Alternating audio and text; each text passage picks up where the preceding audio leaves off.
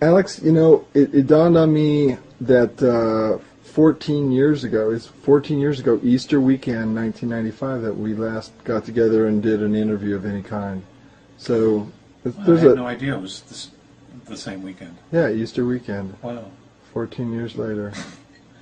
An interesting coincidence. Yeah, it is. Well, it's a pleasure. Sorry it took 14 years to do it again. I'm glad we're getting the chance today. Hey, so, in the last few years, there's been an awful lot going on in the United States, and I think a lot of people have changed their view of what the United States is really all about. I think they've come to realize that some of the things that we've been doing, that we've allowed our government officials to do, haven't really been in our best interests. Well, tell me about your perception about the direction the United States is headed. Well, the country is always a reflection of its people.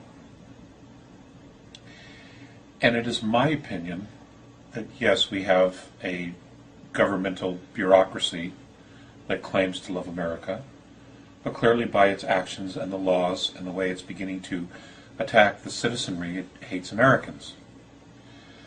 But really, who's to blame for that? I mean, it's very easy to blame the government, but the government essentially is just our voted representatives.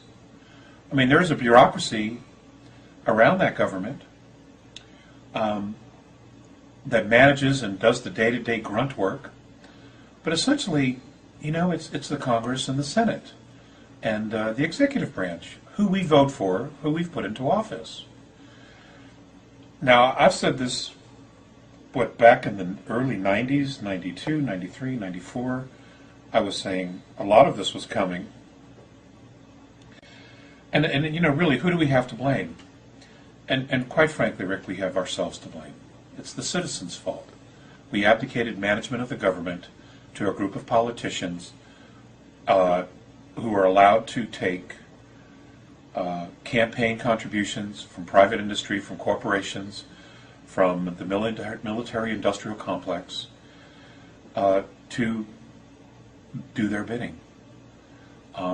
We got on with our lives, I guess, mistakenly trusting that our representatives, when they took the oath of office, actually meant it. Obviously, they didn't. Because now what we have is a horrible situation. We have a government that isn't in any way, shape, or form a representative of the Constitution or even the Bill of Rights. In fact, those two documents barely exist at all. The government isn't acting like they exist, and they're going to continue to do what they want to do or what their bidding is, what they're being told to do. So let me put it to you that way, what they're being told to do. So, it's the people. We screwed up. We didn't manage the government. We didn't pay attention to what they were doing. As long as there was food on the shelves, as long as gas was cheap, as long as everybody was working, nobody cared. But guess what? Reality's hit home now. Now we have a government spending our dollar into absolute oblivion. We also have the devaluation of the dollar. The chickens are coming home to roost, and now everybody's beginning to wake up and saying, oh my God, what the hell have these guys been doing? And, now we know.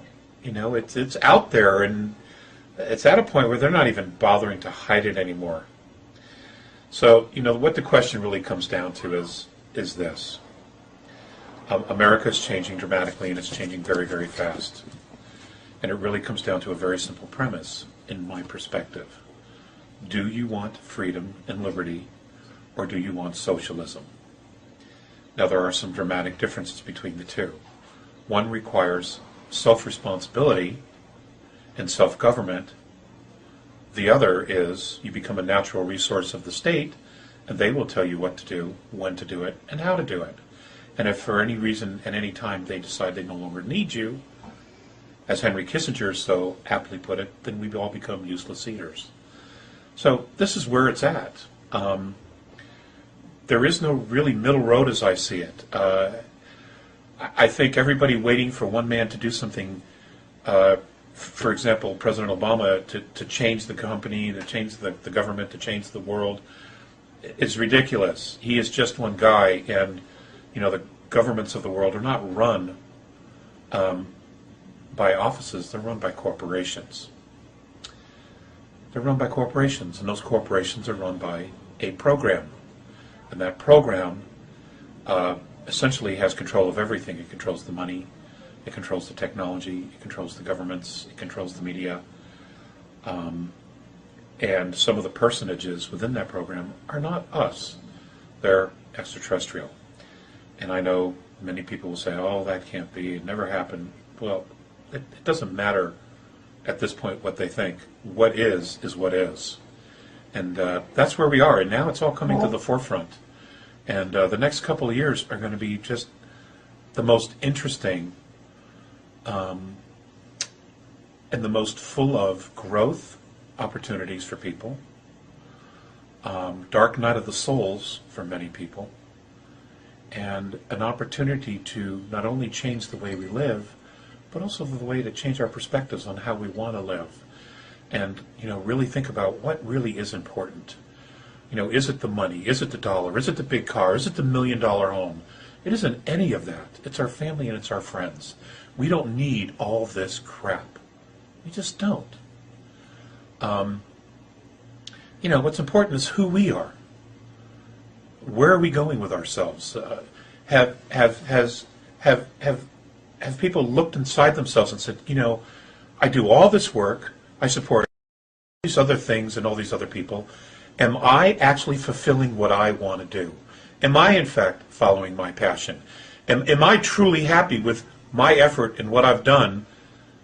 Have I made any difference whatsoever in what's going on here in the world? Now, if you can be a clerk in a 7-Eleven and say, yeah, this is my life's fulfillment, well, bully for you. Great. But I know that in actuality that's far and few in between. People really need to start evaluating and get extremely creative and figure out what is it that they can do to fulfill themselves, to fulfill their dreams, to at least know what those dreams are and start going after it. Folks, it isn't about the extraterrestrials, though that's important because it'll give us a different perspective of who we are. Ultimately, when you come right down to it, the question that has to be asked is, who am I? What is it that I want? What is it that I'm creating? What is it that I want to create? How much am I actually valued by myself, my family? Am I loved? Am I respected? Am I following my heart's desire? Am I spiritually evolving?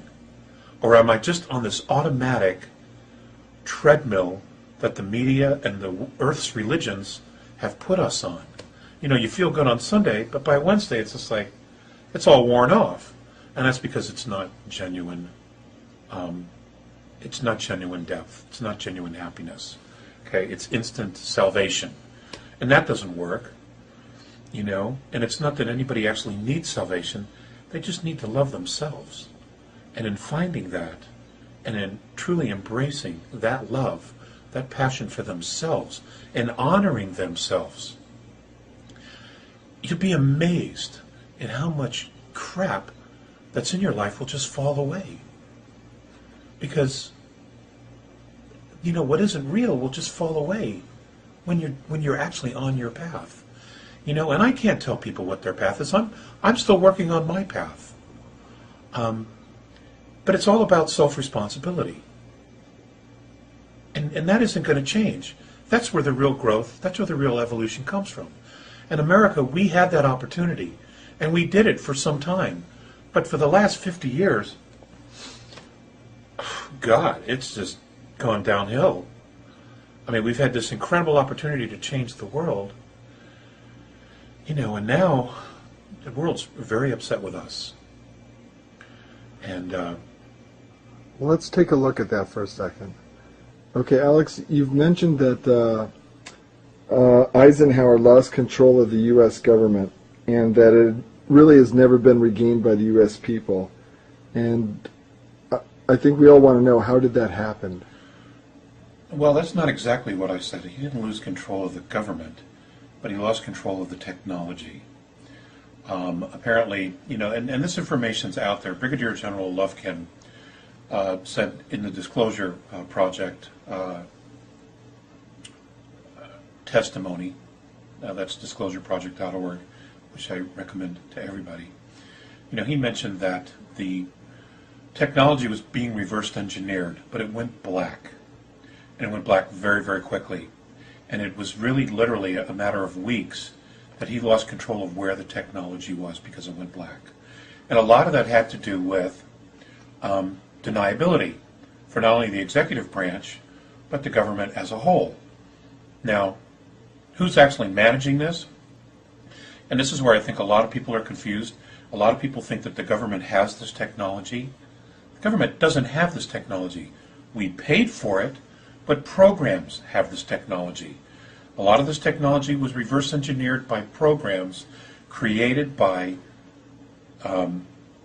contractors, government contractors who have this technology, and then a program was built above all of this, probably with the help of the NSA, because to this day nobody's ever read their charter, so we don't know exactly what they're mandated to do other than snoop on everybody, okay? That's where this technology is. It isn't that the government has it. It isn't that Obama can get his hands on it and say, okay, I'm taking it and I'm giving it to the people. It isn't like that at all. If you remember, Jimmy Carter tried to find out about extraterrestrials, and it was George Bush Sr., who was then director of the CIA, told him, sorry, Mr. President, your classification, your clearance isn't high enough. This is documented. So he couldn't find out anything. Bill Clinton did exactly the same thing. He tried to find out, but he was given limited information because he didn't have the clearance. Well, who can give the president clearance for this? Right? Who authorizes clearance to the president to know about this stuff? Well, if he doesn't know about it, then who does? Who's managing the information if the president of the United States doesn't have access to it? Clearly, there's your secret government. Those who are managing these programs. Because they have this technology that's thousands of years in advance of what we're using commercially. We have no access to it. Our elected officials have no access to it. The government has no access to it. Okay, but these programs exist nonetheless, and we are paying for this. Okay, the taxpayers.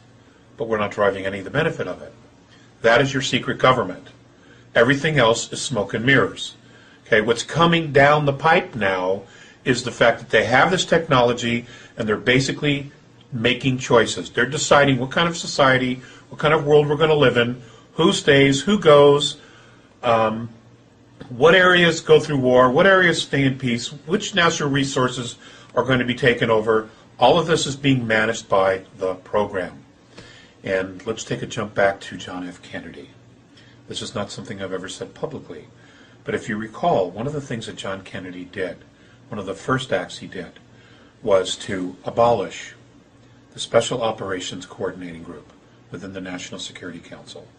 The reason for that, I believe, or I should say I have been told, is that Eisenhower told him that that is the issue, that is the area where he lost control. So John Kennedy disbanded it. What's interesting is after he was assassinated, Johnson reinstalled that group. Now, who is this group? Who is the special group? Nobody knows. Nobody really knows who they are. Administrations come and go, but rumor has it they stay. They stay and they manage all the data, all the information, everything. For example, also during Kennedy's administration, he signed an executive order in June, 11110, I believe it was, executive order, authorizing the United States Treasury to print interest-free money. Started with 5s and 10s. That executive order, in fact, is still on the Federal Register and it has never been repealed, but we don't do anything about it. The government doesn't do anything about it, and the Treasury isn't doing anything about it. Who is doing it? The Federal Reserve. And the reason you won't ever find the Federal Reserve being audited, or they won't allow you to audit it, is because they have created trillions of dollars to fund the secret space program. that McKenna, this kid over in England, found out about. That's the deal. That's the reality of the situation. You know, and you can go pound your head on a wall, you can do whatever, but that's it. That is where our secret government is. It is there, it is real, and it's managing everything at this point. And they really don't give a damn what the people think. They really don't. They have their own agenda. And they're doing their own thing. We don't need the space shuttle. We haven't needed it forever. There are many people out there talking about special spacecraft, Tango Romeo 3 Bravos, Tango Romeo 3 Alphas, etc., etc. These are all very real spacecraft. They, in fact, do exist. And they do have some solar system travel. We are so far along, it's amazing. And in one sense, we can be proud of that, but in the other sense, where is the technology? Why isn't that we are still being strangled by oil companies? It's ridiculous. Because they fear an economic collapse? Well, we've printed the dollar into oblivion. The economic collapse is coming anyway. So why don't we just release the free energy and the technology that they have, you know, to power homes, to power cities? Let's just do it, because they're destroying the economy of the government of the country anyway by printing the dollar into oblivion. And that is going to happen. You know, you can't fix debt by creating more debt. Who ever heard of that? And then if you look at the history of economics, there is not a single fiat currency that has lasted more than 64 years. Ours is the only exception, but here we are. You know, here we are. We are about to hit the wall in the next 18 months. So, again, it comes back to the American people. Ladies and gentlemen, what do you want? What kind of a country do you want? Half of you don't even vote. You don't even register to vote. So, literally, you folks have taken yourself out of the game completely. Your attitude is, it doesn't count, it doesn't matter. Well, you know what? You're right. It doesn't matter because enough of you aren't participating to make the change. We have still the ability to make a dramatic change in this country and to change the direction. We can go to our state governments and say, okay, you need to withdraw your support for the federal government. You need to hold them accountable to the 10th Amendment. You have to remember that it was the states that created the federal government, not the other way around. Okay? That's what has to happen. We have to remind them who's in charge here. The citizens created the state. The states created the government. Okay? It was a government of the people, by the people, for the people. Not for the government, not for private industry, not for the military-industrial complex. That was not it. That is nowhere in the Constitution or the Bill of Rights or the Declaration of Independence. None of that is in there. Okay? It was about us. And if we don't reclaim it back, we are going to lose the country. We're virtually there. In many intents and purposes, we have absolutely lost portions of our country. You know, who knows what's really going on? It's an absolute travesty. But instead of turning on each other, what we need to be doing is we need to unite. We need to come together with a very common focused purpose, not rioting, not killing. None of that has to happen at all. It's a question of just restating to our state governments, we want change. We want you to rein in this government. And whatever it takes to do that, you do it. And you know, if all the 50 states got together, we could make this thing change right away. But that's what happens. Remember, the people created the state, and it was the states that created the federal government. It is not the other way around. I want to know what involvement ETs played in Eisenhower losing control of the military-industrial complex. I don't know that they had any. I don't know that they had any control at all, or they intervened in any way. They wouldn't necessarily have to. You have to understand that this was something. If you look at the times where we lived, you know, we had just finished World War II. We had the Korean War had just ended. And, you know, there was all this hype about the Soviets, the Soviets, the Soviets. So you had all these secrets, all this clandestine activity going on. And now, you know, here you have several crashes of Roswell, Socorro, probably some others that have occurred. And, here we have all this technology. There had been the 54 meeting at what is now called Edwards. So there were a lot of things going on. I don't know what all the actual mechanics were for how it just went black, but it went black.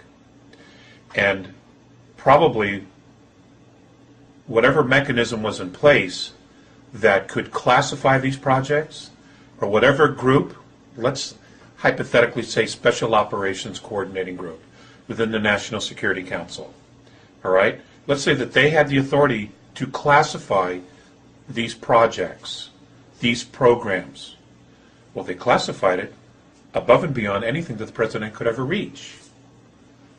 Right then and there, he would lose it. And that's how it works. Is it a good system? No, I don't think so. I don't think so. Are there some things that maybe we should have been told about it? Absolutely yes. Are there some things that maybe we shouldn't have been told?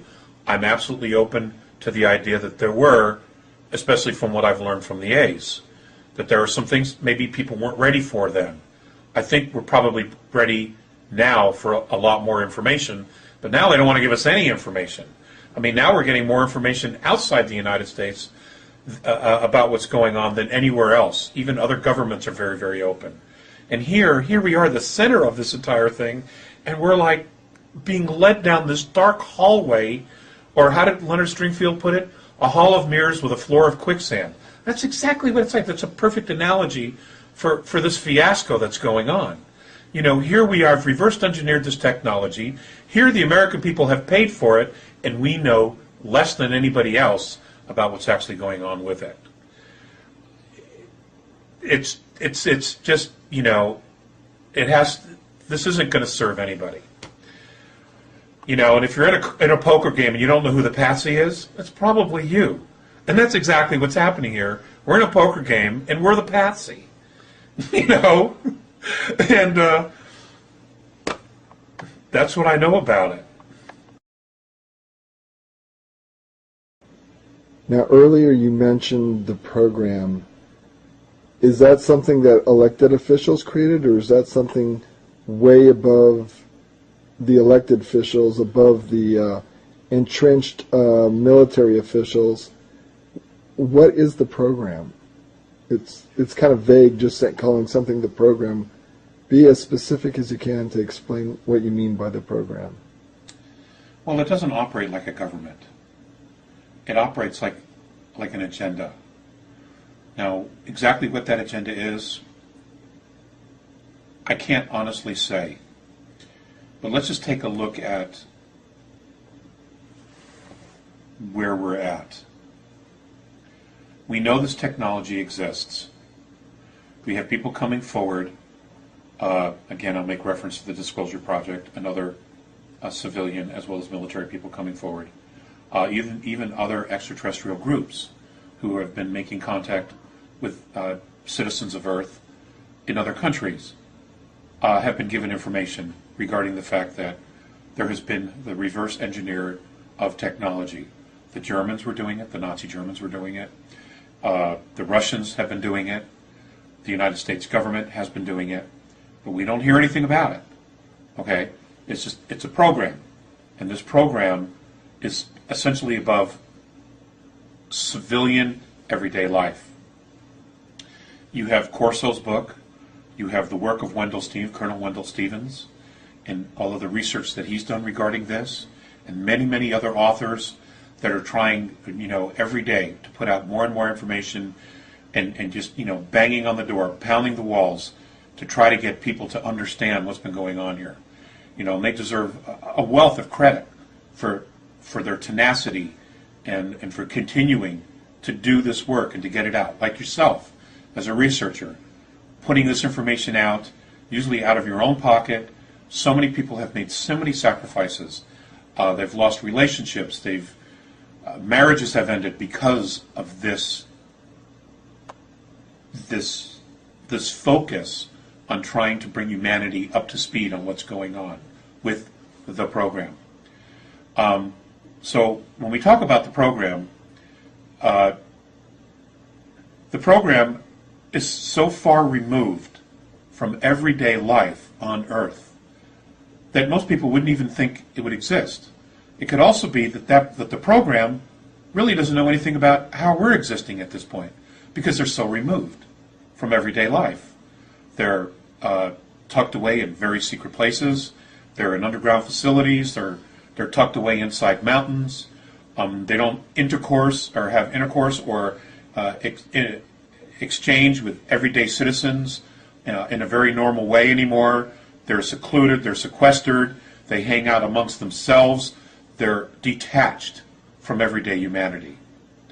So it's almost like you have two complete different realities here, operating within the same space, which in fact is true. So, what is the program? I can't honestly tell you, Rick, what the agenda of the program is.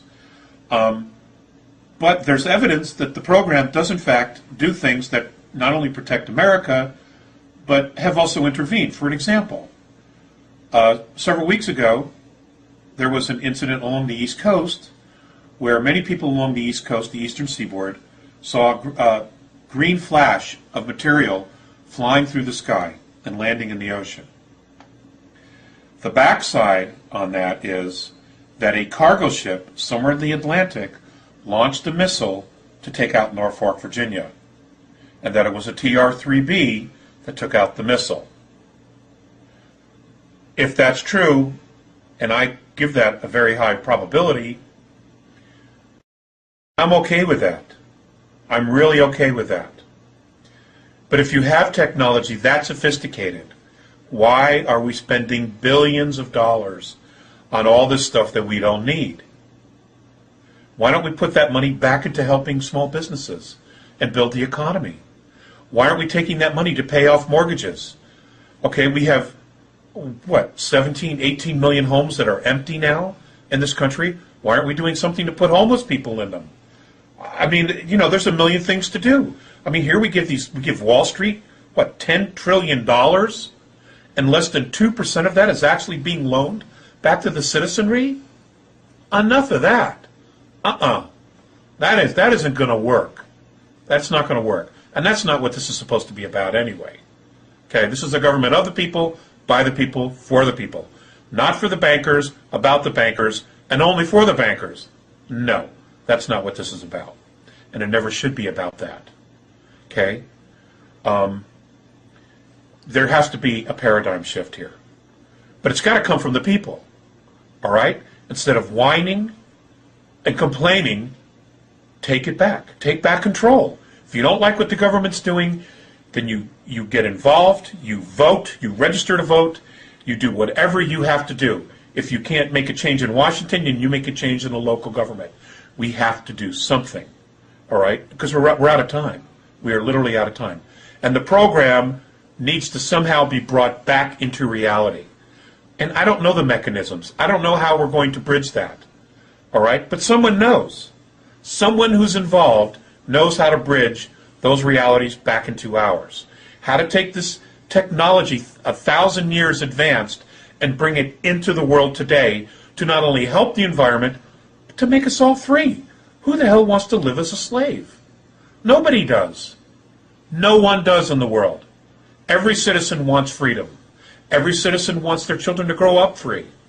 My children, your children, the people listening to their children, at this point, their children will never know the civil liberties we know.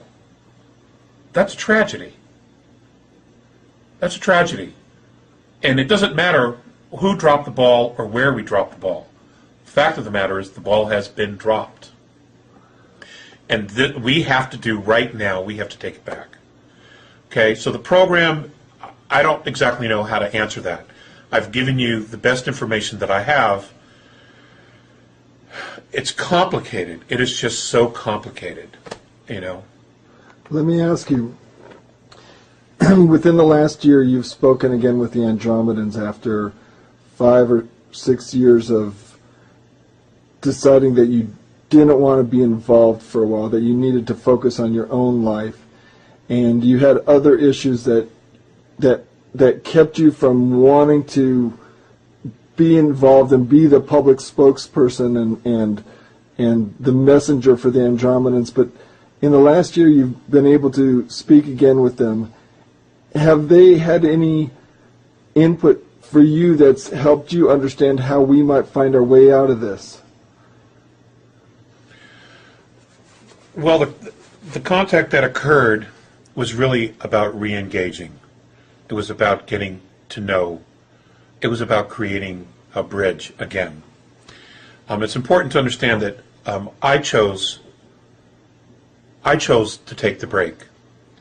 And there were a lot of things going on in my life, but I also, it became very difficult to walk the two worlds, number one. But number two, I had to do some searching. I had some maturing and some spiritual growth to go through. I had my own dark night of the soul, for the lack of a better word. All right? And I needed to go through those things in order to get to a place where I could create a new life for myself, a better life for myself, be more secure with who I am and what my place is in the world.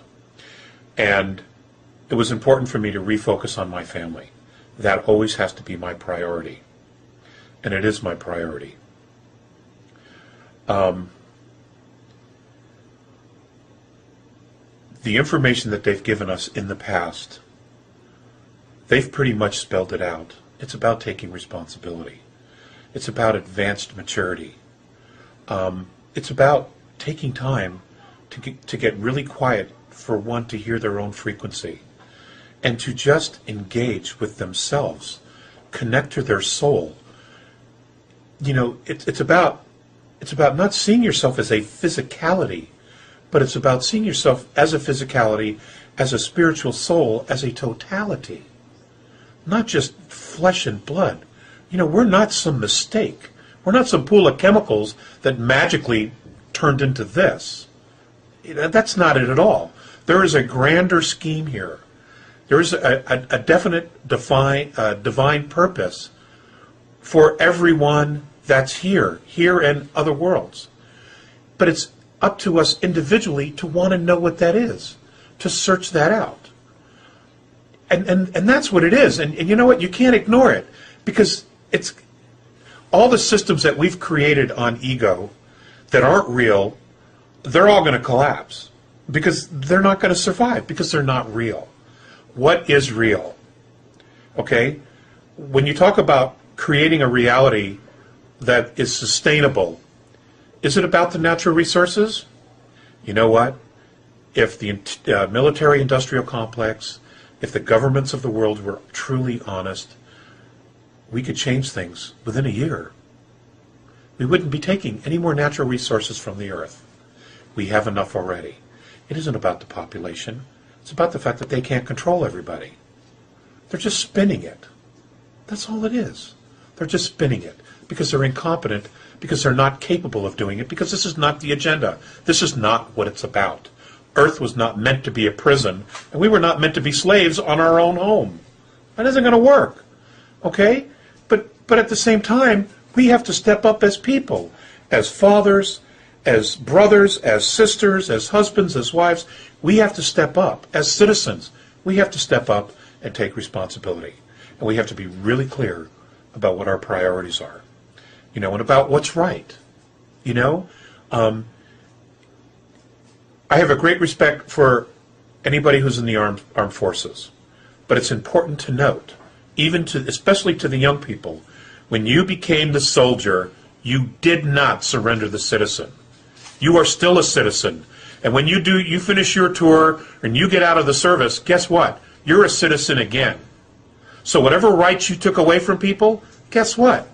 When you become a citizen, you've lost those rights too. Okay? It's important to remember that. What are you doing when you take an order? Is it good? Is it the right thing to do? Because it will come back to haunt you. You know? And you know, we can't turn on each other. That is not what this is about. This is about standing tall and standing together and making sure that we move with a common purpose. It's not about creating a civil war. We don't need any of that. Okay, people will want to do that because they're so angry. They want to just lash out in furious and anger. Take that constructive energy, take that anger, and do something really positive with it. You don't have to destroy. That's only going to create more polarity and make things 100 times worse. And it only takes the healing that much longer. We're out of time. We've got massive changes coming on a consciousness and on a physical level to the earth and to ourselves. We've got to stop. We've got to stop playing this game. We just have to stop playing this game. It's crazy. It's crazy making. I need a break.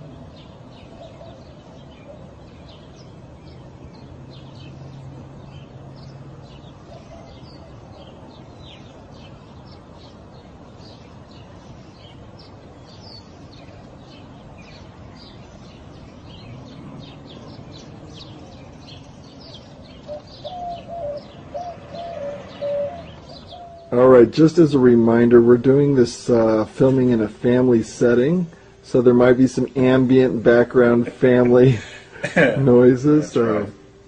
How will the movement of our solar system through the galactic plane affect our solar system and Earth and us here on Earth? Well, I wasn't alive the last time that actually happened, but here's what I've been told. One of the biggest concerns is that it has a very, very strong gravitational field. It also has a magnetic field. It's also an area, because of its magnetic field, where there's a considerable amount of debris. And as our solar system and everything in the galaxy revolves around it, okay, while we're also going around in the circle, it is not an actual complete elliptical circle. We move in a downward and an upward thrust, which takes approximately, from what I understand, 12,600 years, where things go up and then they come back down. It is the crossing the galactic plane that the A's, Morine and Visayas, were specifically really worried about Earth, in the fact that it was their opinion, based on their own science, that when the Earth hits the galactic plane, the Earth itself would bounce off that gravitational field, causing a great deal of Earth changes, where every coastline on the planet would be changed from the bouncing before we were able to move through. That's my understanding. I don't know if it's going to cause a physical pole shift or not. That is always a possibility. We do know from the geological record that that's happened. I don't know that that's going to occur this time. However, they were greatly concerned again, and I want to reiterate this, that every coastline on the planet would be changed. So, take that for what it's worth. Now, you've said that there are an enormous amount of benevolent ETs helping us. What are the primary actions they're taking to help Earth humanity, and will their actions be enough? I can't say that I know specifically and exactly what every intervention has been. I do know that there have been. And will it be enough? I don't know, Rick. I would assume that they're making an investment here of their time and their energy to help us get through these dramatic stages, to get through these challenges, these moments of growth that we obviously have to go through because here they are right in front of us. So we can just hope and have faith. For people who are afraid that they won't survive during any Earth changes, what spiritual or philosophical view have the Andromedans shared with you that you think may help people to overcome their fears? If you go to Defending Sacred Ground, there's a lot of knowledge that they've imparted. One of the essays in regards to fear is one. The other essay, the isness, worshiping the isness, a relationship to the isness. There's an awful lot of wisdom that they have imparted, but they've always called this time coming the moment of advanced maturity. So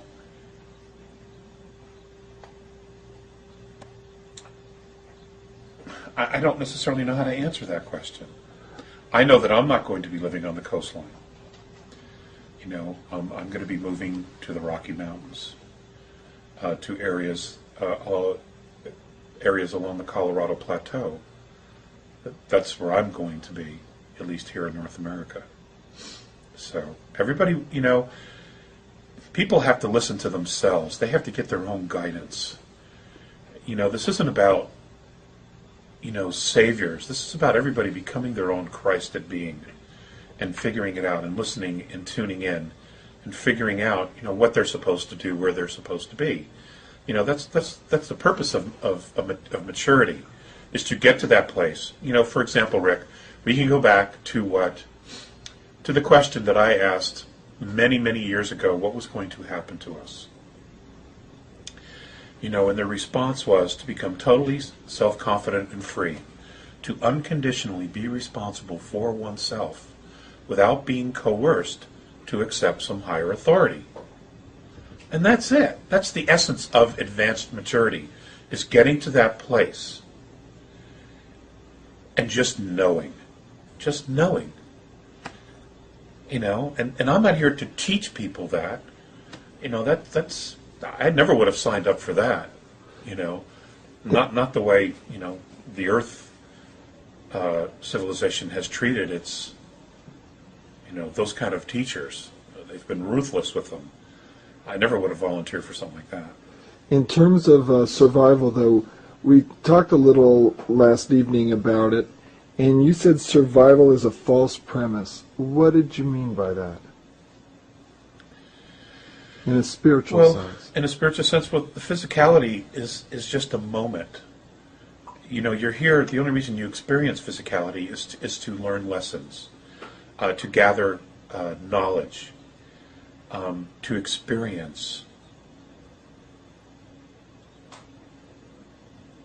all kinds of things, from spiritual, emotional, mental, physical, to gather data, to educate your soul. I know a lot of people have a very difficult time with the concept of reincarnation, but I have absolutely no doubt that that is the way that it is. That we don't die when our physical body stops working. We move on. We go somewhere else, and many of us come back, and we live again, and we learn different lessons and create different scenarios to provide us with the lessons of knowledge that we want in order to educate our soul. This isn't new knowledge. People long before, for thousands of years, have been talking about this. And the reason I believe that those kind of teachings have persisted is because they're right. And it doesn't make sense to me. It would never make sense to me if I were the creator of all, to give people, souls, one lifetime, 70 some odd years, on this planet to figure it all out, to get it right. That'd be impossible. You know, it would absolutely be impossible to do. You know, especially when it's as screwed up and twisted as it is. So, you know? So to kill in order to survive doesn't make sense in terms of... No, it doesn't make sense, because you know, the whole idea of advanced maturity, moving into spiritual advanced maturity, is to learn how to create love. Because that's the ultimate lesson here, is you create love, you leave a legacy of love. Nothing else is real. It just doesn't stick. It doesn't, I mean, it seems real because you have so much emotion tied to it, but it isn't real. It doesn't last. The effects of it don't really last. It's a difficult thing to explain, and I wasn't actually prepared for the question. That's all right. So you slipped that in there. But that's about all I can say on it at the moment. Alex, what did you mean when you talk about our human DNA unlocking? My understanding from the A's is that certain cosmic events are going to occur and or could be manipulated by benevolent extraterrestrials, where they apparently have some technology that would allow cellular memory to release within our body. And somehow that would create a reaction of total physical remembrance, not only for the body, but also for the mind and for the soul. Now you see, when the soul attaches itself to the body before birth, it attaches to the central nervous system. All right? Now that is where apparently we have, well, that's the soul's connection to the body. That's where it connects. We have all kinds of cellular memory within our body. Our DNA, it passes from generation to generation to generation to generation. Now, our subconscious mind knows a lot of this, but our conscious mind doesn't. And then there's a lot that's in there that neither can recognize, so basically it's dismissed. But the body has memory. The cells have memory, which they call cellular memory. And apparently the body knows how to heal itself, can heal itself. It can create physical changes on its own if it's just allowed to or given a command to do so. And my understanding is that we are coming to that point where things like that are going to begin to happen. We already know that there are children being born in the world today that have 3 strands of DNA, some even more. Has there been tampering? Has there been intervention? In some cases I would have to say probably yes, but in other cases I would say no. It's the body beginning to overcome all of its limitations because of a desire to continue to thrive. The body will make adjustments, which is why so many different races are so interested in us, because our bodies are incredibly adaptable to environments and changes, regardless of the fact that we've been manipulated. We're very strong, you know, and our desire to continue to live is very, very strong. And that's not simply just will, you know, that's also the body wanting to continue. So that's what I have to say about that. Alex, I got a tough question for you. How do you answer skeptics who cite a number of predictions that you've made in the past about future events that have failed to come to pass when you suggested they would? Well, first, Rick, I'm glad a lot of them didn't happen, quite frankly. I think we would be in a very different world than we are today. Number 2, many of those possible events, when they were presented to me, were presented as possibilities, or a very strong probability. In my immaturity, when lecturing and putting this information out in the 90s, you know, I was running a lot of fear. I was being harassed by governmental agencies. I was being followed. My phones were tapped. There were a lot of things going on. I was losing jobs left and right because I was putting out this type of information. There were a lot of things going on in my life at the time. You know, I'm the only one who could take responsibility for that. If I had to do one thing over, I would have taken those possibilities and I would have presented them more, or try to present them more in a positive light and say, this is a possibility, this is a probability that they said could occur here and here and here. Now I know several of the events did not occur because of intervention. I know that. And intervention is still occurring, okay? And I'm thrilled that they didn't happen. For the others, I don't know. I don't know if it was consciousness. I don't know if people being aware of the possibility of the events and they prayed, they saw a different outcome. I simply don't have that answer. I don't know. But of course it's something that you have to look at, and the criticism is justifiable, you know. Is there one example you can give me of where an intervention occurred that changed one of those events that you had? Nuclear weapons detonation. There's been lots of intervention that has occurred, and I can tell you, as of 4 weeks ago, there was still intervention going on in that regard. And that's a fact. Thank God for it. Now, is it wise for anyone to try to predict future events? Would you do it again, or would you advise anybody else who's in contact with ETs to predict future events, or is that something that you consider unwise at this point? You know, I'm still growing. I'm still learning. I'm still maturing, I hope. As far as wise, what it tells us is that the future is never set, which means to me we can create anything that we want as long as we all, or a majority of us, have a very focused intent. That's what that tells me.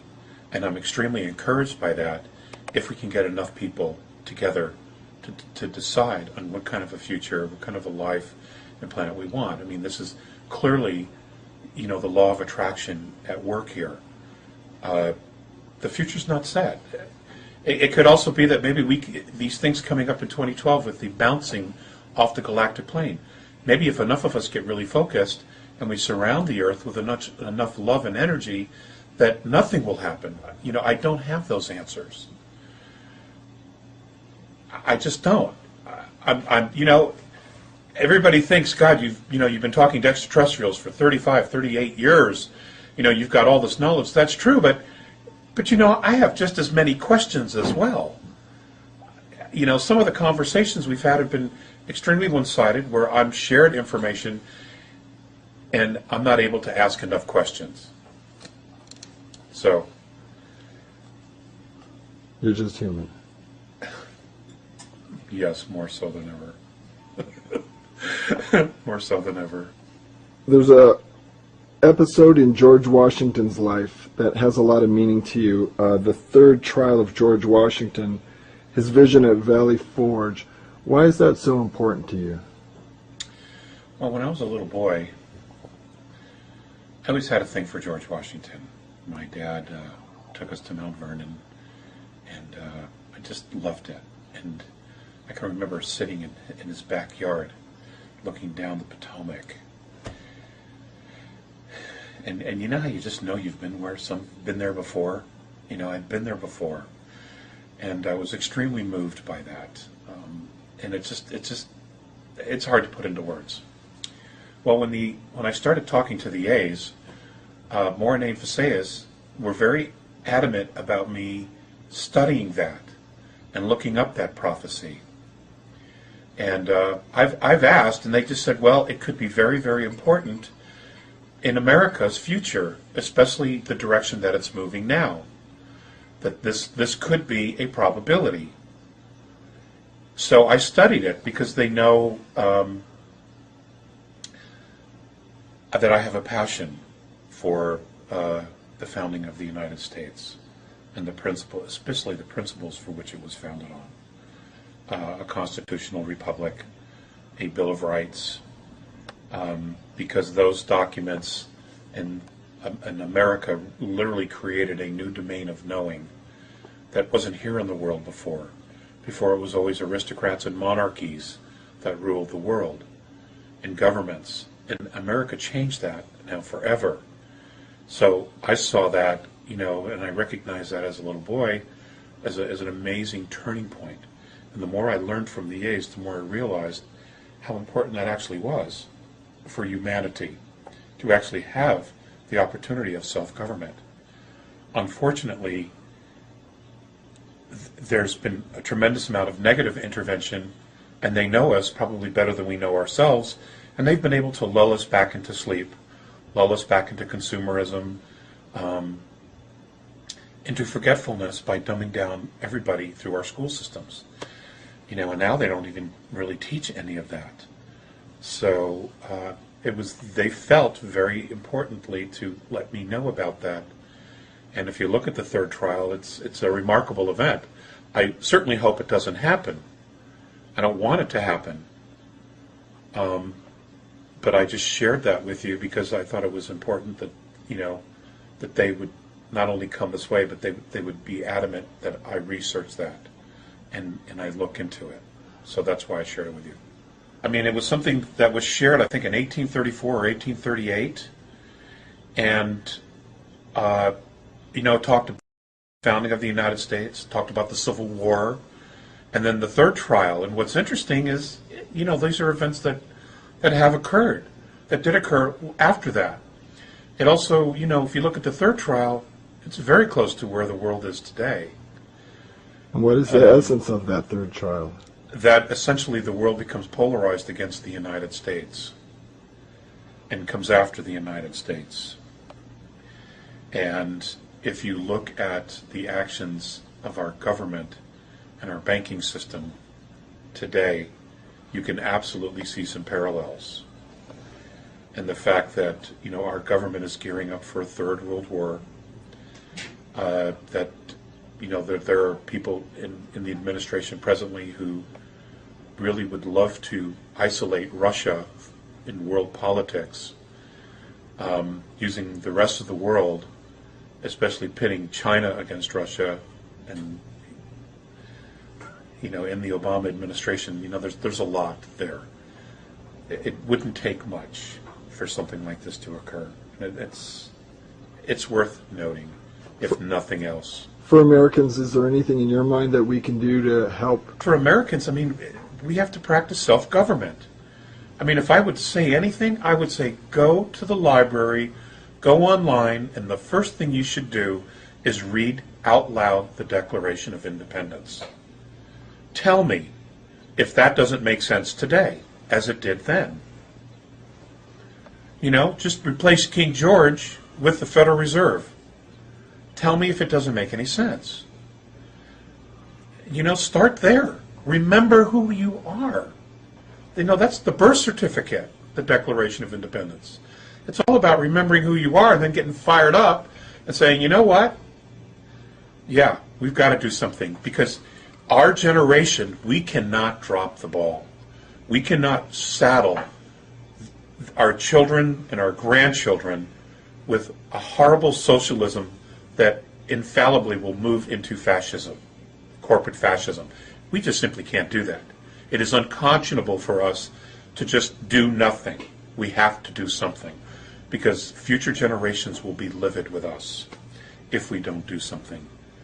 And this is our time to basically set things right. And again, I want to stress, this isn't really so much about the government as it is the program. And the program is running over the entire world. It's just right now, in order to set up a global world government, we're at the target. America is in the crosshairs. And, we need to create our own crosshairs and focus them back on them. You've said that this conflict over Earth is being very well managed by both opposing forces of ETs, the benevolents and the regressives. What do you mean by this? Well, we don't see any of it. We don't see the open warfare or the clashes that are occurring, simply because it's being so managed that it's out of our sight. Some of it is actually taking place on a higher dimensional frequency that we don't actually see it. But there have been incursions into third density, that we are in fact aware of, which is why there have been recovered crashes, because they've been shot down. So it's being well managed, both sides, so both sides can do what they want to do, and at the same time we're being allowed to move in a specific direction. Okay, now I got a tough one here. We're not trying to contradict anybody else's belief system here. We're just speaking about the Andromedans. But according to the Andromedans, in our ancient past, Earth was moved by the Pleiadians. How did they do this? And why is this important? And also, why is it so controversial? What is so controversial? Well, the concept that the Pleiadians are imperfect, that they've made mistakes in the past. Well, they've all made mistakes. I mean, that's called growth. That's called maturity. You don't know the right things until you've done the wrong things.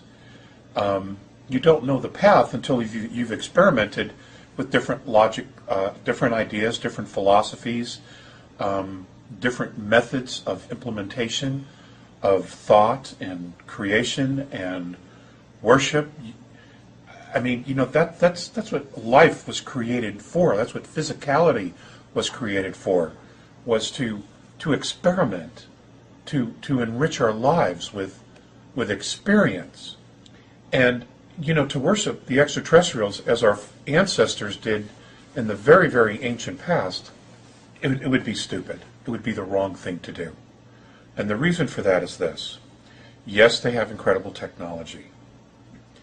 Yes, they have enormous wisdom about space, about life, and there's a zillion things they could teach us. But they have gotten there the same way we're getting there, by making mistakes. That doesn't mean they're gods. That doesn't mean you bow down and you worship them. They have made their mistakes, and in many of them they're still making mistakes. Now, the reason you've asked the question, obviously, is that the A's have been somewhat critical of the mistakes the Pleiadians have made in the past here on Earth. And one of the things that they have said to me was that the reason they're involved now is to help the Pleiadians step up, that they have an obligation to right some wrongs, that the situation that we're in because they did not fulfill a promise after Atlantis to protect Earth. They didn't do it. The Andromedans say that Earth was moved by the Pleiadians. Why would they do that?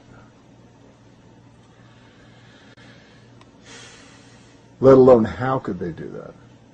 Oh, that isn't difficult to do.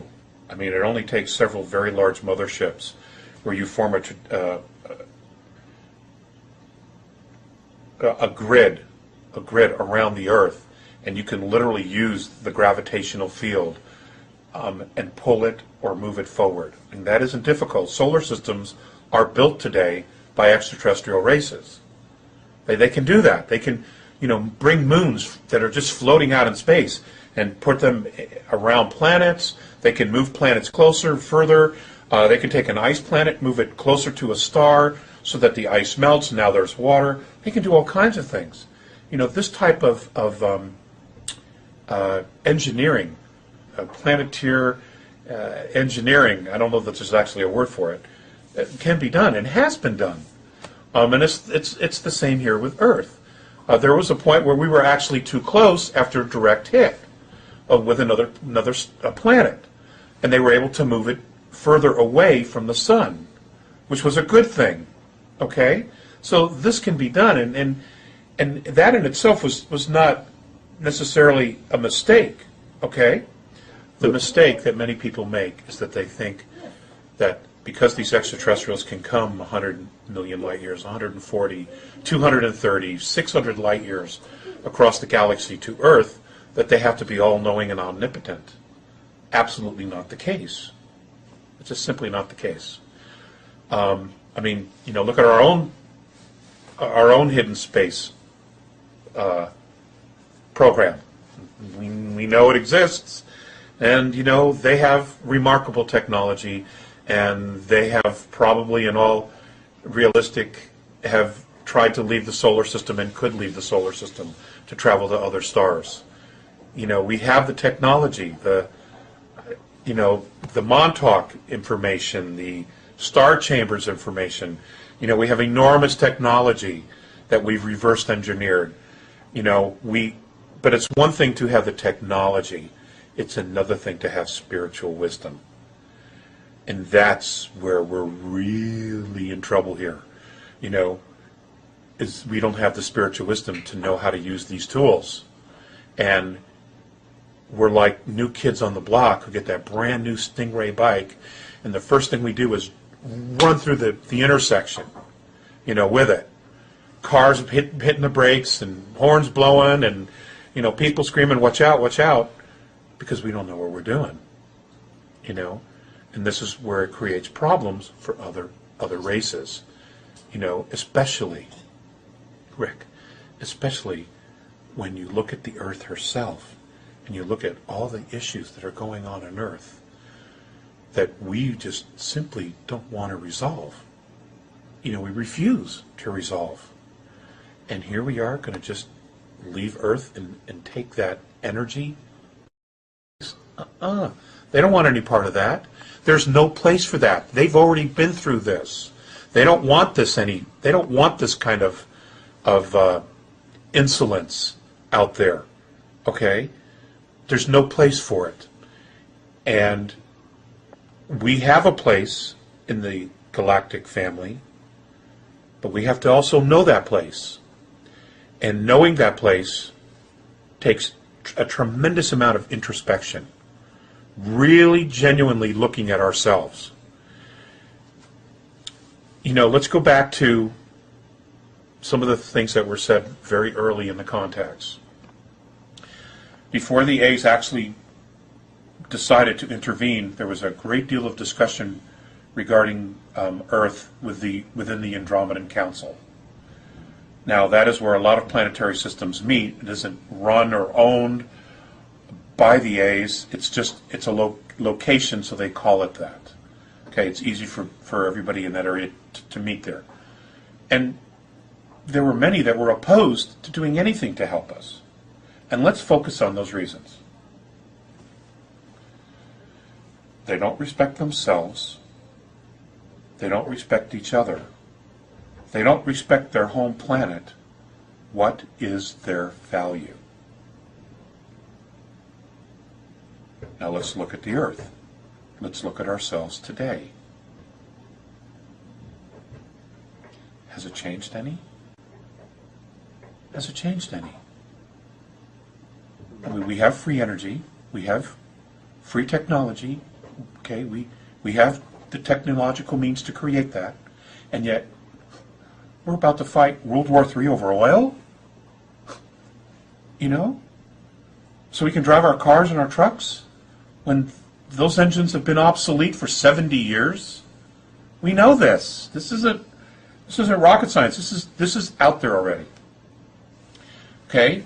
We're looking at a war over water when instead of feeding the military-industrial complex, we could be building desalination plants all over the world so everybody could have water, so they could grow crops. But are we doing it? Hell no. Why would we want to do that? Why would we want to empower people to grow food and take care of themselves? Then we can't control them. This is what I'm talking about. This is what I'm talking about.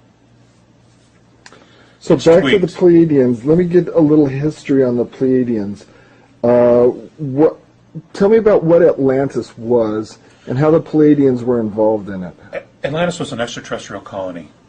There were many races coming and going. It was kind of the analogy that I've been given was like a truck stop. You had planetary systems moving in and out of our galaxy, and this was one of the stops. One, because of its location. Two, because of its minerals, its amazing different type of life forms, and many of those life forms were brought to Earth in full form, just so you know. Which is why we can't find, the evolution in the fossil record. It's because they were brought here in full form. So it was a colony. There were many races coming in. Many of them were human, many of them were not. There were all kinds of experiments going on here.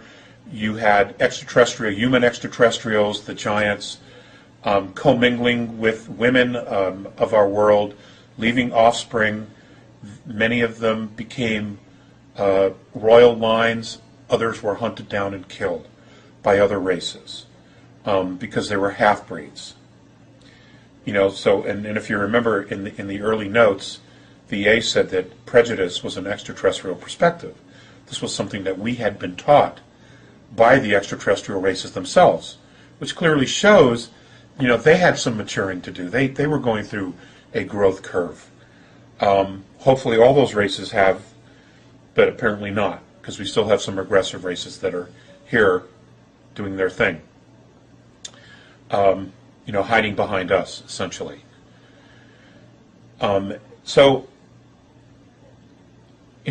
It was an extraterrestrial colony, which is why it was so technologically advanced. People were coming and races were coming and going. And that all ended in a war, in another war. And, from what I understand, it was the Pleiadians who took out Atlantis. So, and that's a whole nother conversation. You also, I think, expressed that the Andromedans said that those left behind on Earth were supposed to be protected by the Pleiadians? Yes. And what happened there? They left. They didn't stick around. And other races came in.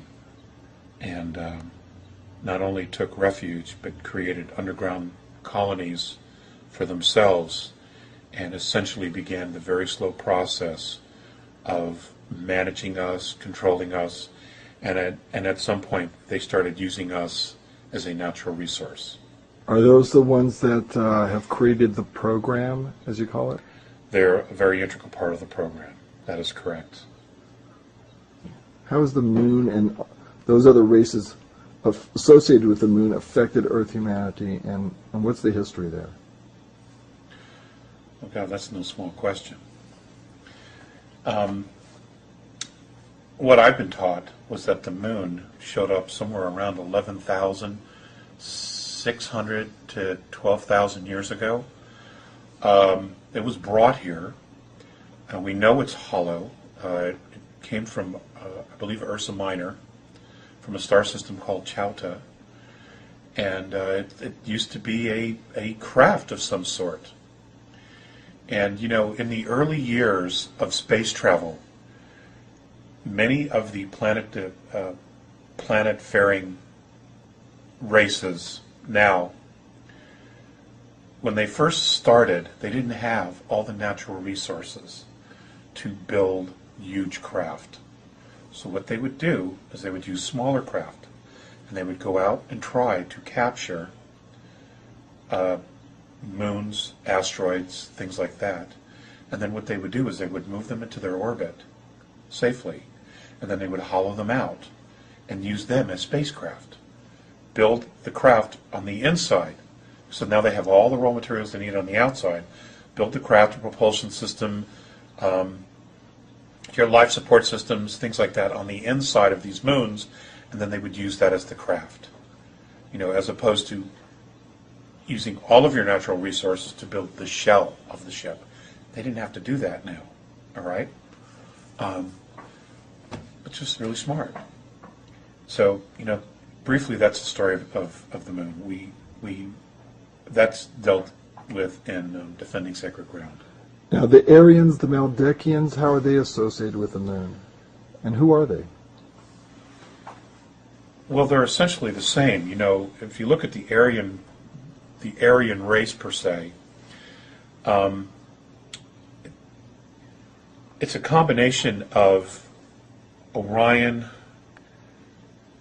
of a lot of different races. Let me just say that, of different human races. Now, my understanding is that during one of the last pole shifts, they hid underground facilities that were built for them in the Himalayas because it was going to be safe there. And after the pole shift occurred and things began to settle, they came out. But apparently not all of them have come out. There is still a very small group that live inside the mountain, underground, who literally want no part of the surface. So that's how I could address that. And I think this is documented in history books where the Anglo-Saxon race, the white race, you know, came out of the plateaus of the Himalayas in ancient history, and moved down through India and just, you know, migrated to different areas of the world. I also understand that they had some advanced technology that was used as well. They had access to that. What's their influence been on humanity? Has it been positive, negative? What kind of influence? I would probably have to say both. I would have to say both. You know, it's, you know, Rick, you could take any piece of information, any philosophical belief, and you know, you could turn it for positive or for negative. You know, but ultimately, the decision to buy into that belief system, whether it's light or it's dark or positive or negative, is as us. You know, I mean, there have been a lot of ideas that have just gone by because nobody believed it, didn't want to believe it, and it wasn't of any use. Well, it's the same thing with the religions. You know, it can be used for positive or for negative, but ultimately it's the responsibility of the people who buy into that belief system to use it in a good manner, you know, or a negative manner. So it's like, you know, what was it, Flip Wilson when we were kids? The devil made me do it. You know, I mean, you know, how often have we heard that? Where in fact, you know, he made the choice to do it. You know, so. Faust. Yeah, Faust. So, I know you've told me that in the last 5 years you've had limited contact, although you've had some in the last year with the Andromedans. But according to what you've come to understand in previous years about the moon, what's been occurring there in recent times, say the last 50 years, you've stated that the NSA has been operating bases on the moon since the spring of 1958. Now, a skeptic would say, how is that possible to keep such a secret hidden from the public for so long? And how did you get the information that the NSA has had bases on the moon since the 50s? Okay. Well, it wasn't their base, but they were there sharing the base. Let's correct that. They were taken up there by the Greys. That's how they got there. You know, there was an exchange of technology and personnel. We know this, but this goes back to 54, and there were even attempts at contacts even earlier than that. So there was in 54 the beginning of sharing of technology. Now that project, from what I understand, you know, it's amazing. The first group and series of groups that went were known as the Black Monks. I don't know if it was Project Black Monk or what. But this has been going on for some time, and everybody thinks the government can't keep a secret. Well, they absolutely can keep secrets. I think in the beginning their intentions were good. I think they honestly wanted to get their hands on this technology. I think they thought that they were clever enough that they could take this technology, use it here, and at some point end the relationship. You know, I think that they were arrogant enough at the time, I'm talking about our people, that began this whole program, that they thought that they could trick the Greys out of this technology. We would have it, and at some point we could push them away and we would have it and we would be free, et cetera, et cetera, et cetera. Either that, or they were incredibly naive and just couldn't help themselves. I don't necessarily have that answer. But it has not gone the way they've expected it. And many of them inside the program know that they're in trouble, that this is an issue that they don't know how to resolve. And I can tell you that I know that there has been efforts to reach out to other races to help with this issue. The problem is, though, and what keeps coming back when there has been, how do I put this? When there has been some face-to-face with benevolent races, what comes back is that these benevolent races will push back to the governments or to this group. Well, it was our government that did it at first. They say, look, you signed a treaty. You agreed to all of this knowingly. You know, it's your responsibility. And apparently we were warned, you know, not to go with these guys. So it's kind of a dilemma, actually. And but at this point, the benevolence will intervene. I absolutely believe they will intervene for the sake of humanity and not the sake of world governments. You know, they're going to do, I believe, they're going to do whatever they can to protect the people, not the governments. Was the 1969 moon landing a fake, or was it real? I don't believe it was a fake at all, no. Why haven't we gone back since 1972 or 73 to the moon? Well, I don't think it was because of lack of interest. I think it had to do with the fact that we were told not to go back. Who told us that? I don't even want to get into that. I don't want to get into that. Next question.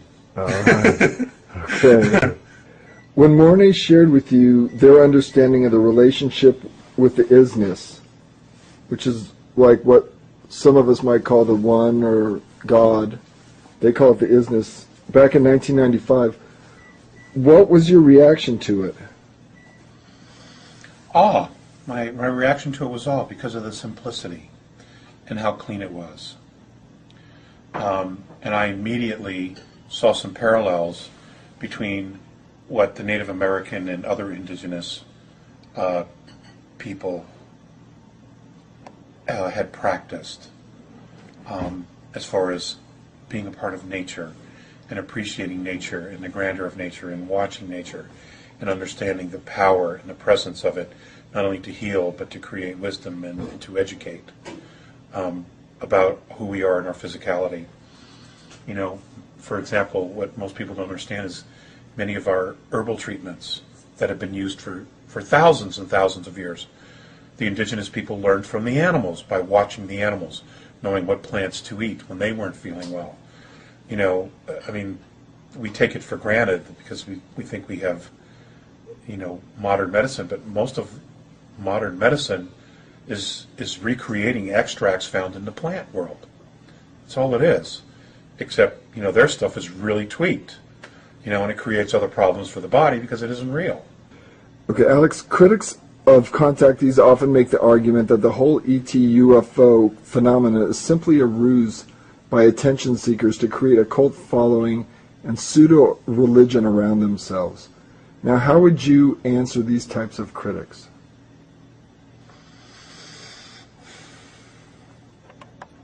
Well, you know, it's interesting. The contactees that I've met, none of them really want the attention. In fact, it's more disruptive and harmful to their lives than anything possibly could be. You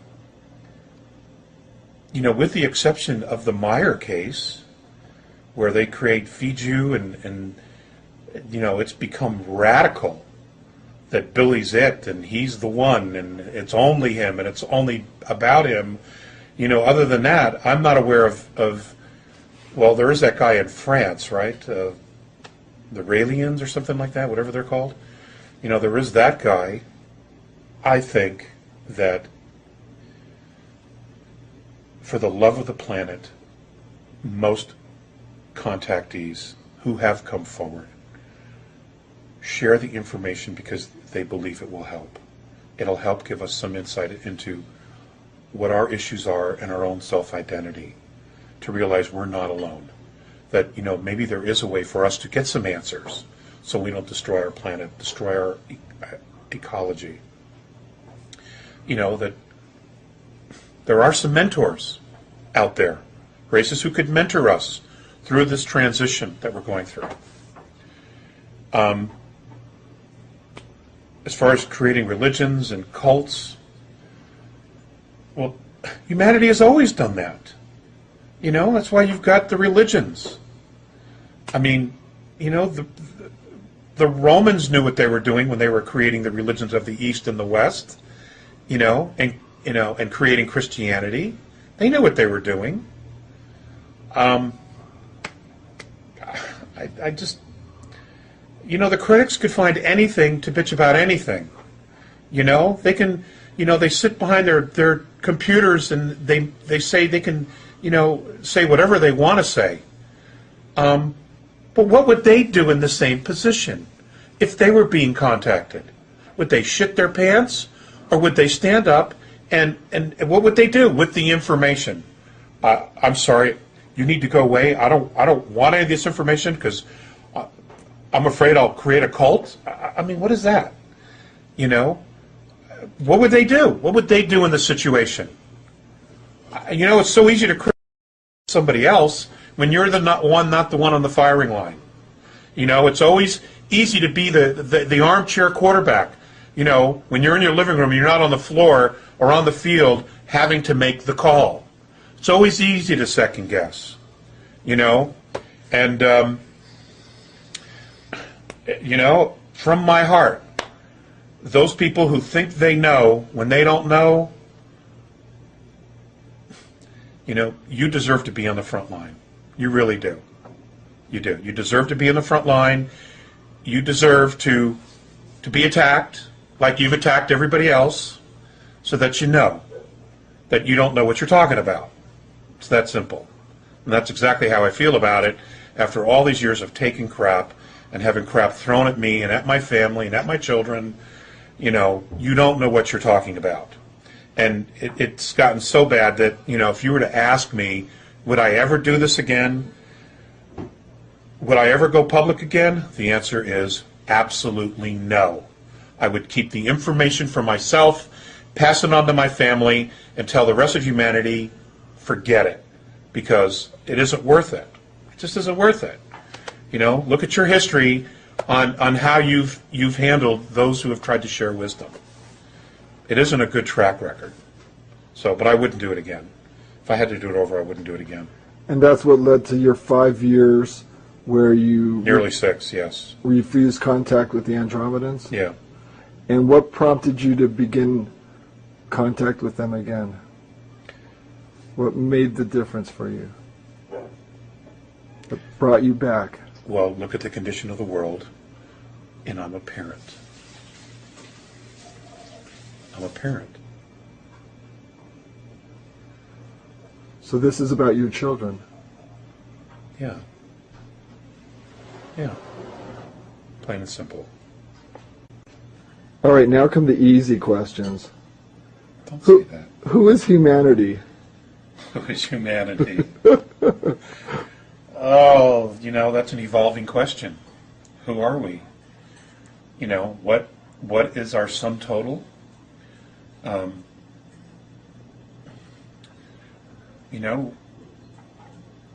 We've come from humble beginnings, primarily a slave race, mixed with extraterrestrial genetic races, other genetic races of extraterrestrial origin, or other planetary systems. Been experimented on. There's, You know, that's the $64,000 question. Who are we? I believe that's evolving as we are. What does it look like? You know, what does that look like when we have fully matured? You know, what does humanity look like? And I believe that it will probably be one of the few true representations of the entire galactic family living together as one. That's honestly what I believe. And,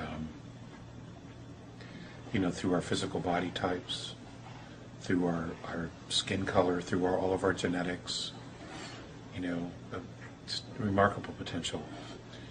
You know, but we're evolving. We're moving closer to that. You've also mentioned that some of us are from a higher frequency, a higher dimension. You've talked about the Patal.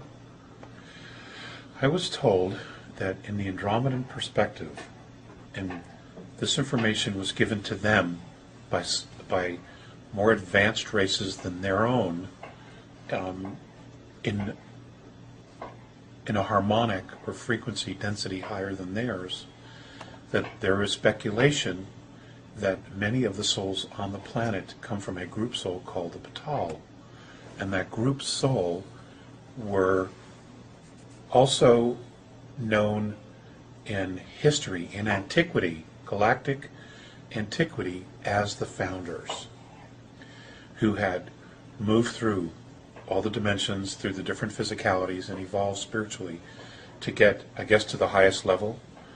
And some have decided to leave eternity and fall back into the concept of time, which is where we are today, where allegedly they are today, let me put it that way,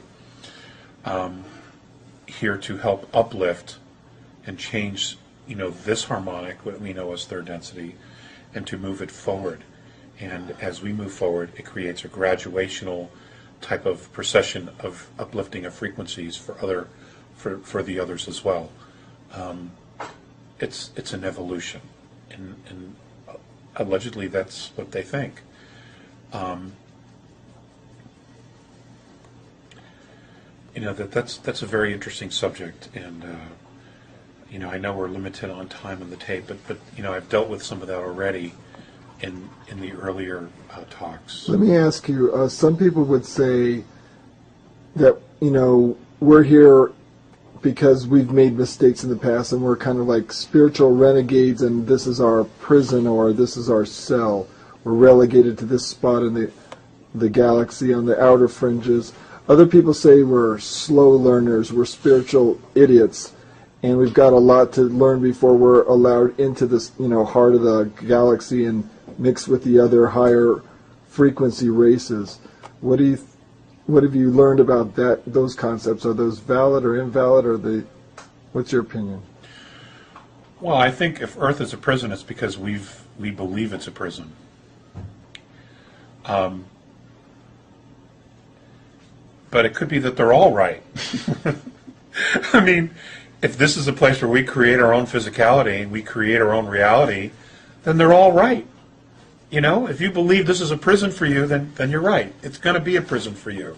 If you believe this is a paradise and a school and a place for you to learn lessons and evolve and to learn love, then it's going to be a school for you, a university, really. You know, irregardless, we all know that it's a boot camp for the soul. You know, Earth is not easy. I think the true test of Earth is that, yes, it's physical, but it's kind of like being in a mirror. You know, what you think is immediately mirrored back to you. You know, if you walk around and, you know, whining that you're the victim, you know what, you're right. You're going to be the victim. You will create that reality for yourself. If you walk around projecting prosperity, you will create prosperity. It will come to you. You know, to me, it's like a hall of mirrors. That's what Earth is. And I, for one, feel extremely blessed to be here to learn these incredible lessons and to have these particular opportunities. You know, and I just wish more people looked at it that way. because when you get to that place, it's very self-empowering, and you're willing to step up and do the things that you have to do. No, I am very thankful for the lessons that Earth has given me.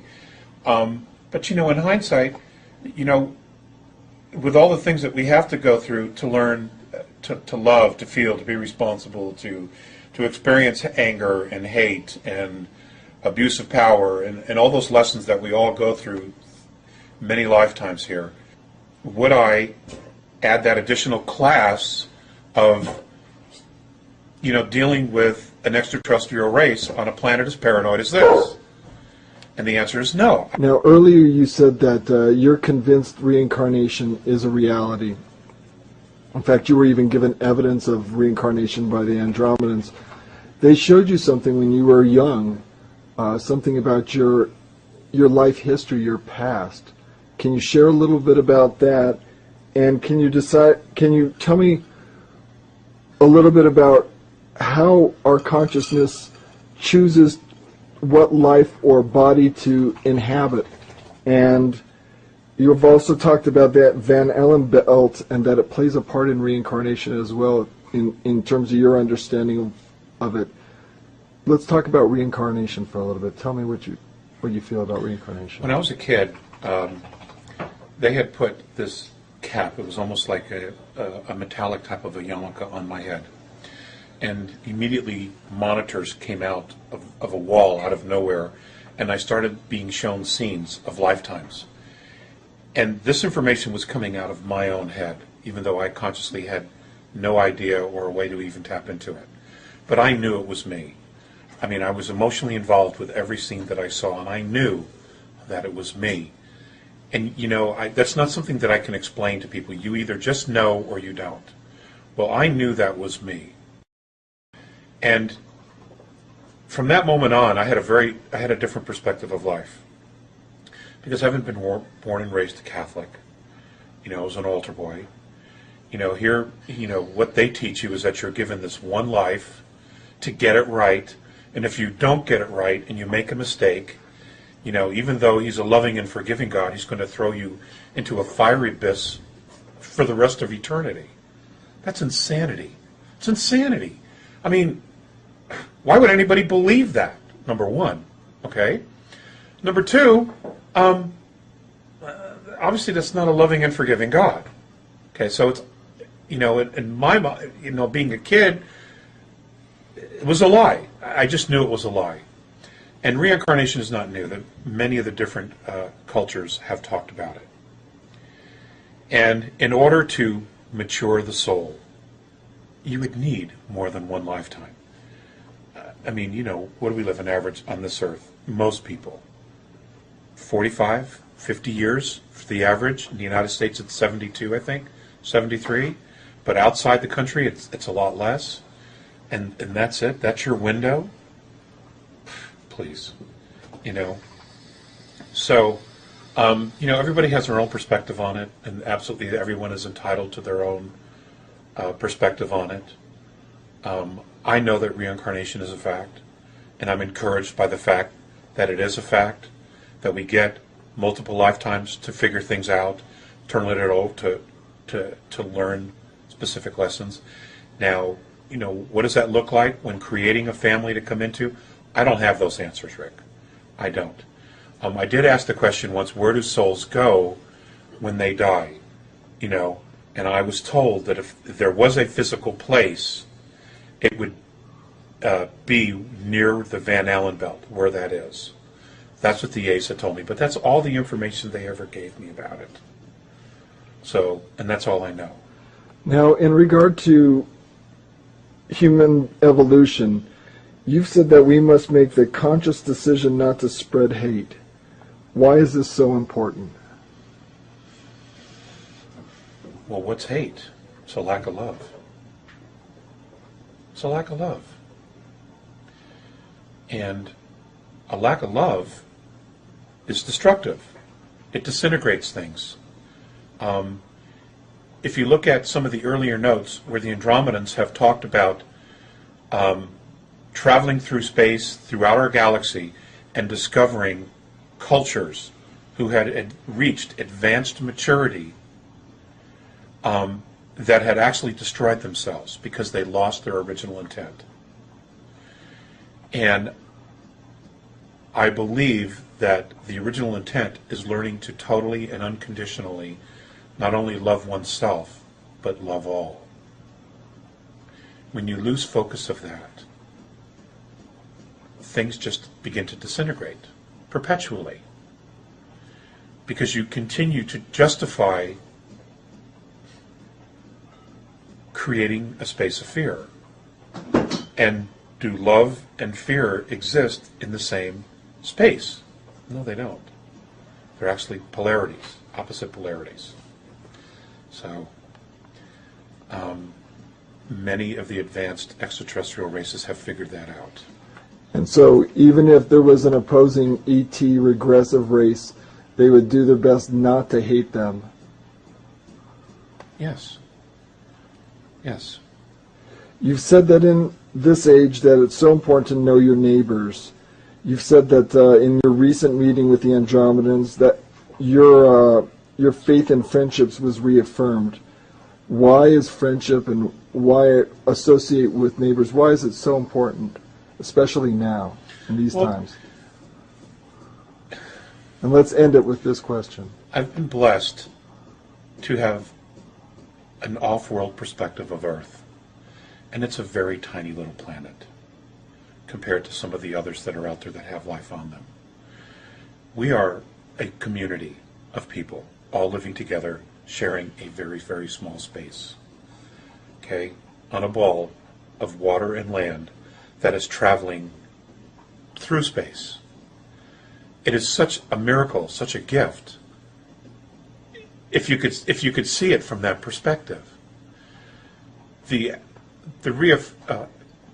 reaffirming of friendship was, you know how I had not seen them in a very, very long time. And that initial reconnecting was if we had never been apart. And you know that when you're, and you know, we've all experienced that here on Earth, where we have had friends who we've never seen or we haven't seen for years and years and years, and then you either accidentally bump into them or something, and it's just like it's like you hadn't been apart. The conversation, the friendship picks up exactly where it left off. Those are gifts. You know, those are absolute moments of grace. And they should not ever be taken for granted. Because those relationships not only mirror back our own goodness and bring us joy and laughter and sharing, but they help complete us, you know, and reaffirm, you know, our purpose and see good in people every day. And then, you know, that's something I think we need to do, is we need to really focus on looking for the good that's in every day. You know, I read the news every day. I know what's happening in the world, and sometimes it terribly gets me down and frustrated because I don't know what to do to fix the problem. You know, guys, we try to solve problems, right? We're wired that way. But at the same time, if the kids start laughing about something, it changes my perspective. It brings me joy. It makes me, you know, it brings me back, you know, to what really is important. And I think, you know, what we started off this interview with, you know, what's really important. These are the things that, you know, humanity as a whole really needs to be focusing on. It can't be about money. You know, I'll never forget the time that I did this presentation regarding money to Mornay and Faseas, because they asked me to. And when the whole thing was over, and I spent a great deal of time putting together this presentation. Of course, I was naive because I figured, well, they didn't really know, they didn't understand. But of course they knew. They've been studying us for a long time. And when the whole thing was over, Mornay was very grateful. And Faseas just looked at me and he goes, I don't understand. And I go, well, what is it that you don't understand? And he just looked at me and he said, I don't understand why you have to pay to live on a planet you were born on. And then, I mean, it's such a simple question, and it's haunted me ever since. And you know what, ladies and gentlemen? Ask yourself that question. Why do we have to pay to live on a planet we were born on? And who are we actually paying for the privilege of being alive here? Who made them the boss? Who put them in charge? You know? Think about that. Alex. And have a rum and coke. Kidding, I'm kidding. Thanks so much for spending the time with me today, and with all the people that are going to get to be able to see this. And we all thank you in advance. And we thank you for everything you've done in the past, sharing all your experiences. And a lot of us recognize the pain and sacrifice that you've gone through in sharing this. And we all just want to remind you that we really appreciate it and thank you. Peace out.